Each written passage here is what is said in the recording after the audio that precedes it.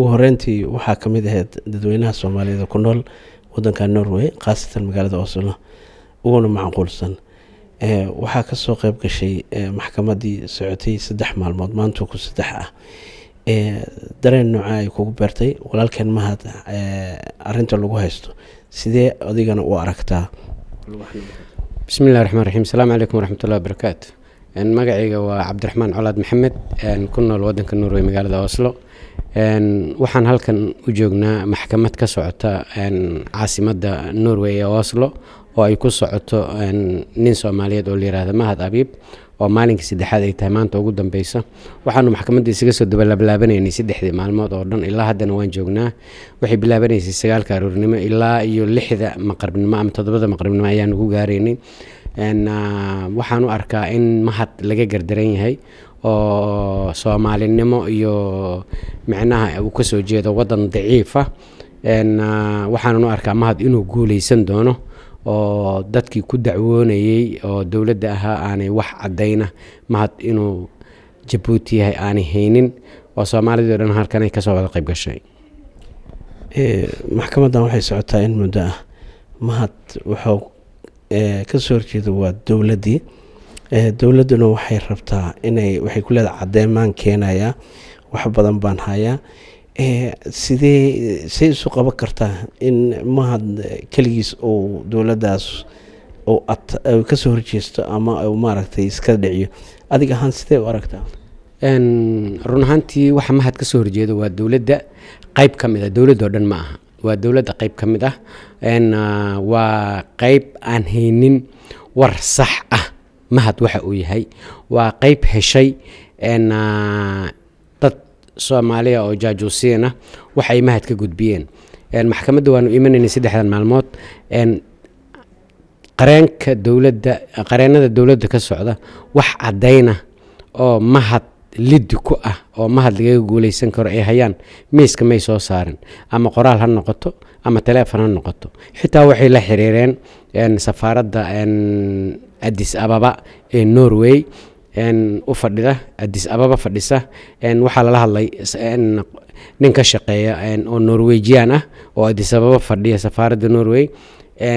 isaga laftigiisa ayaa gariiray oo ay qaaligu u cadaatay in wax cadeyna aanu Mahad ku haynin marka dawladda waxay ku haysaa Mahad waa dulum waa war jaajuusnimo ah oo waxyaabihii aanu kaga soo cararnay wadanka qabyaaladda foosho xuma iyo qorannimadaas ah wax cadeyna ay hayaan ma jirto qareenada dawladda waxaa tiri dad ka shaqeeya saraakiil ka shaqeyso safaaradda ayaa arintaas gaartay saraakiishii maxay soo bandhigeen oo ay hayeen oo ku marqaati furayeen ayaga ahaan wax documenti cad may keeneen wax cadeyna oo maanta documenti haba yaraatay hal warqad xataa ahaatee oo Mahad laga hayo dadka ku dacwoonaya inaanu Soomaali ahayn ma jirto waxay hayeen passport qof kale leeyahay oo ay ku tilmaameen Mahad walaalkiis inuu yahay Mahad muxuu ka yiri arinta passportka waxay ahayd shalay dacwadii ahayd ayuu ahaa waxay soo qaadeen masawir oo photocopy waliba aan passportkii originalkan ahayn aan colorna ahayn oo black and white cadaan iyo madow ah wax u eg Mahad ama shabaha meesha ma iman isku magac may aha passportka ay keeneen iyo Mahad magaciisa oo saddexan waa 2 magac oo kala duwan Mahadna uu ka jawaabay wuxuu yiri ninkan aad haysaan maba garanayaba ugu dambeyntii ummadda Soomaaliyeed ku nool Norway way tiro badan yihiin haddana way ka yara gaabiyeen ayaa isleedahay adiga ahaan maadaama aad dadka leedarada ah ka mid tahay Soomaalida hogaamiyo maxaa kula tali lahayd adiga horta runtii dad fara badan way yimaadeen Ilaahay ha ka ajarsiiyo laakiin intii la rabay ma aan iman anigu waxaan jeclaa 3 maalmood in wadada maxkamadda oo dhan ay xirnaato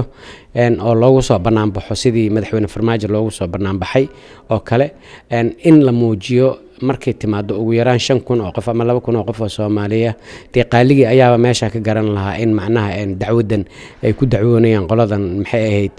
dawladda inaanay waxba ka jirin oo Soomaalida loo soo banaan baxday hase yeeshee Soomaali fiican oo qalbigooda fiican yahay way u soo banaan baxeen wayna yimaadeen wayna fadhiyaan ilaa hadda hoolka maxkamadda inta kale oo maqanna qalbigooda ayaa la jira mahad ee wax xumaan ay uga maqan yihiin uma badna sida aan qiyaasay aniga. ugu dambeyntii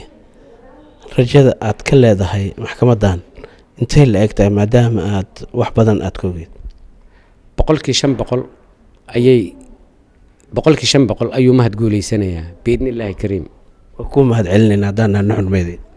idinkaa mudan nuxur meedia waanad mahadsantihiin howlaha aad u wadaan Soomaali weynta wadanka Norway. Assalaamu calaykum. runtii waa maalintii koowaad aan halkaan imaanayo, maalmihii koowaad iyo labaad maanan joogin waqti xumo iyo mashquul dartiis. waxaan arkaa in mahad uu leeyahay rajo fiican, isla markaan intii aan dhageystay ama aan la socday marqaatiyaashii iyo weliba kiiskii ay soo gudbiyeen qareenada u doodaya mahad, runtii rajo fiican ayaa ka muuqato. waxaan rajeynaya inuu mahad ku guuleysto kiiskan, isla markaan uu dib u helo dhalashadiisii iyo weliba baasaboorkiisii hadduu ilahayd. Soomaalida waxaan kula daarmaa inay midoobaan, isla markaana ay ku midoobaan hal hoggaan si aan hal meel ugu soo wada jeesano. dadka mar walbaba ka shaqeeya xumaanta iyo weliba soo bandhigista xumaanta Soomaalida ku sugan Norway. magacaygu waa Faadumo Walaal. waxaan u imid walaalkeen dhibka haysta inaan kala qayb qaadano. waa wiil Soomaaliyeed, Soomaalinimadiisa lagu haysto waa wax aad looga xumaado. yacni qof wax bartay wax wadanka u noqonaya Soomaaliya hadduu ku laabto wadankan wax weyn u hayo. marka waxaan jeclaan lahaa oona la jeclahay inuu aqoonsigiisii uu helo loo soo celiyo insha Allah sida Ilaahay ka rajeynayno. marka halka asaas ayaan u joognaa walaal danaheeni ubadkeeni waxaas oo dhan waxaan uga nimid inaan dhibka walaalkeen haysano aan la qaybsano oo dhibkana kaligii ku ahayn. Assalaamu calaykum. magacayga waa Uwa Xasan Ibraahin. waxaan meeshaan u imaaday maanta ku 3 wiilkaas walaalkee oo dhibaataysan oo Soomaalinimadiisa lagu haysto daraadeed ayaa meeshaan u imaanay. wax kale u awoodna male inaan u soo duceeyno oo Soomaalinimadeena aan muujino inaan Soomaali nahay oo isku duubanahay inaan wadanka joogno inay dareemaan aan isjecelnahay. Soomaali dhan waxaa u rajeynayaa sidaas oo kale meel kasta ay joogaan isku duubni walaaltinimo noon qabiil. maadaama aan qurbo joogno waxay tahayna la arkay dagaal la soo dirsay dhibka uu leeyahay lala soo kulmay maanta qurbana dhigay wadan shisheeyana keenay in yacni isku duubni isjeclaan iyo walaaltinimo iyo wanaag iyo nabadgelyada laga taliyo ayaan jeclaan lahaa haddaan nahay dadkeena Soomaaliyeed anoo ku hadlaya afka dumarka Soomaaliyeed.